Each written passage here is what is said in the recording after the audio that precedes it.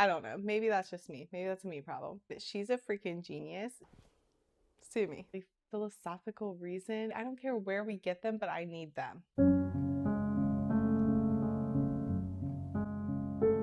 Hey, hey, hey, what's up, YouTube? Welcome to Caffeinated Chaos with Cassie, where we yap books, fitness, and chaotic life things. Today is going to be another book video. Like I said, we're probably going to do a lot of book videos, so I hope you like to read. If you do, I hope you're here to stay. Today, we are going to rank Throne of Glass. I just did my first ever reread of Throne of Glass. I read through the whole series over pretty much November and December, and I'm going to rank the books in order of my favorite to least favorite, as well as my top 10 favorite characters. There's so many characters, so we're just going to do 10. With that being said, I do just want to put a little disclaimer that I loved every single book. I love the Assassin's Blade. I love the Throne of Glass series a lot. One of the books had to be number 8, right? And so on. So as much as like it pained me to even put them in an order, we did it.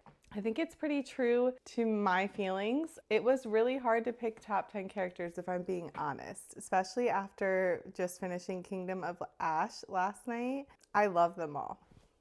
Sue me. Now, if you have not read Throne of Glass, this will potentially have spoilers in it. I'm just gonna yap. If you have not read it and you don't want any spoilers, please do not watch the rest of this video. So Throne of Glass follows a young girl who is an undercover queen. She is an assassin. She's raised an assassin. Nobody knows who she is, and she's a freaking genius. She's a badass. When I tell you that because of how amazing this book character is, my gym motivation has skyrocketed. I'm not even being dramatic. Like, I've been doing like kickboxing circuit style workouts because I'm like, let's fight, let's go. And it's from reading this book series, if we're being completely honest. She's just a badass. You follow her from a time in her life where the king, who she hates with everything in her, has her compete to become his assassin.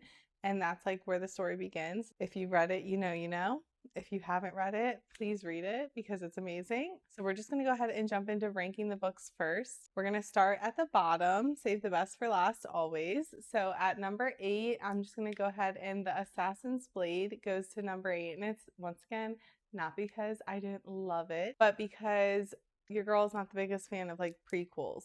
So when I read the series the first time through, I read it after the 3rd book, I believe. This time I read it first. Rereading it, totally reading it first was the best move. However, if I would have read it first the first time around, I probably wouldn't have continued the series. So that's what landed that at number 8. Number 7 is going to be Throne of Glass. As amazing as like the first book is to the series, it's a first book, and like you can only connect so much to the characters in a first book. It's just not going to match the emotions that I feel by book 8, you know? Throne of Glass goes there at number 7. And then number 6 is going to be Tower of Dawn. And honestly, I was toying with putting it higher up on the list. I know a lot of people hate on Tower of Dawn, and I don't understand. I loved it. I love the character development. I love the characters you meet, like Sartok, maybe is how you say his name, and Irene. Like, I love them. Like, 2 amazing characters to the story. Kales, ugh, I hate saying his name. His character development in that book is just like, so like, I don't get it. I love it. I love that book. Okay, that was a 5-star read the second time around for me. With that being said, still landed at the 3rd from the bottom at number 6. Then at number 5, we're going to go with Heir of Fire. I really like it. I loved every single one of these, and it was really hard to do 5, 4, 3, 2, 1. Well, not 1. 1 was a shoo-in, but 5, 4, 3, 2 were very hard to put. So I have Heir of Fire at 5, Queen of Shadows at 4, Crown of Midnight at 3, and Empire of Storms at 2.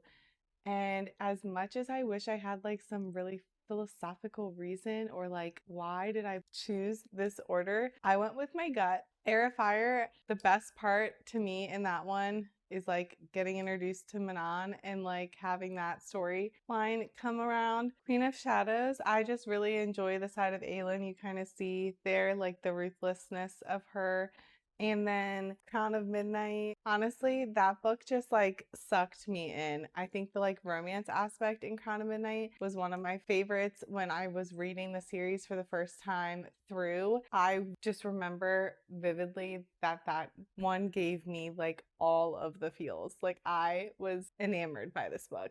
That's why that got 3. And then Empire of Storm 2, honestly, that one is just crazy to me. Okay, it's crazy. The side characters that show the F out, and then like her, like she's such a badass in that one, and it's just wild. And like the amount of power she has, her cunning, like she calls in all these favors and like makes shit happen. Like I just love that one, and that one just really pulled at me in the reread and the first time around. There's just so much that happens in that one. Dorian in that one, I love it. I'm gonna start crying. I don't even know why. Oh my god, when she's getting taken and Lorcan is like, oh my god, I love it.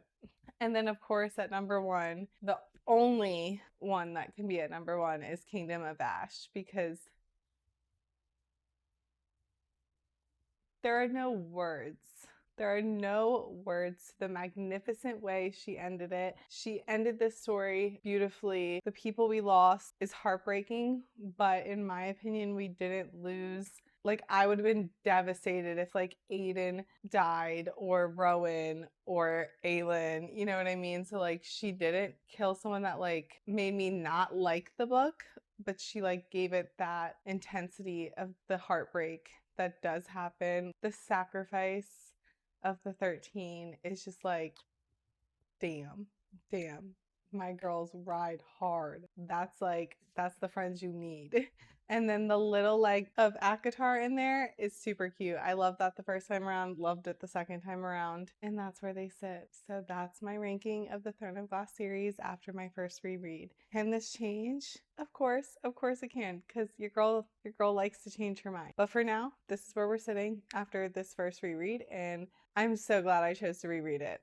It hit a lot harder the second time around. Now, as far as characters, we're gonna like rapid fire them a little bit. If I feel like I need to explain something, we'll go dive a little deeper. We're gonna start at the bottom and go up, okay? 10, Lysandra. I'm sure many people would have her a lot higher. However, the way we are introduced to her and everything, I was just not my favorite. She ends up showing out, which is why she made it on the list, because there are many characters not on the list at all. So she got 10, and I end up loving her, but I hated her in the beginning.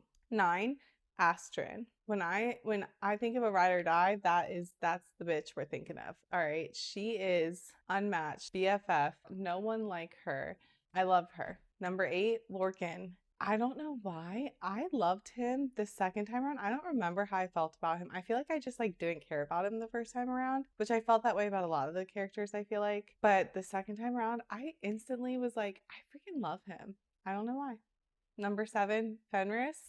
Please don't come at me if I'm saying these names wrong. Fenris. Let's just,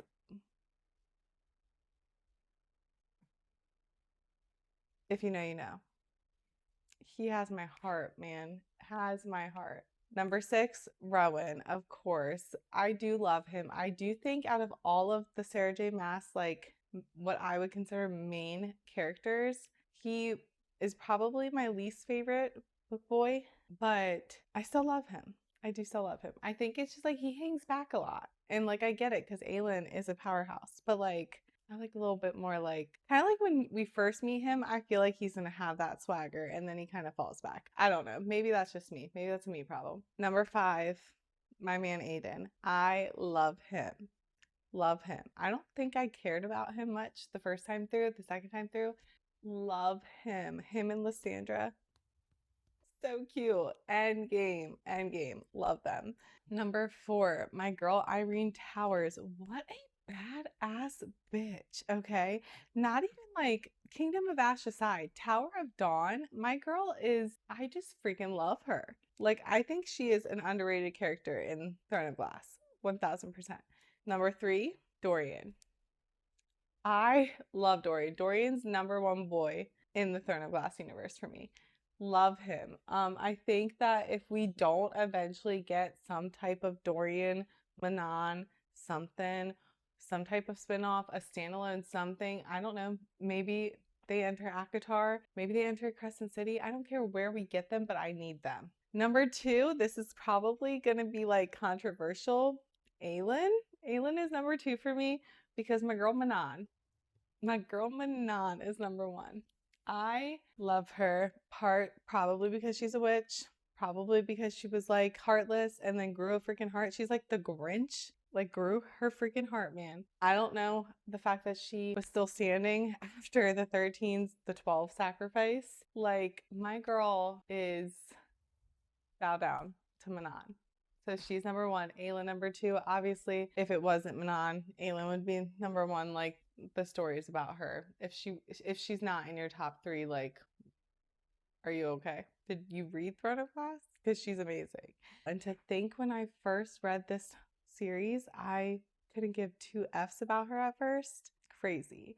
If you've only read this series once, you should go reread it, because when I tell you, it hit so hard this time around. I'm not kidding. It was so good. I'm so glad I chose to reread it. Gave me all the feels, had me crying, laughing, giggling, all the things. I love it. I also love that it's really not spicy, because for some reason I thought there was more spice in it than there is. It's really not that spicy, and I actually love that about it. That's a great read if you're not super into spice. Yeah, highly recommend it. And that's my little yap sesh about Throne of Glass. So if you're still here hanging out, I freaking love you. I love you. Don't forget to click that like and subscribe. And I look forward to seeing you next time. Bye.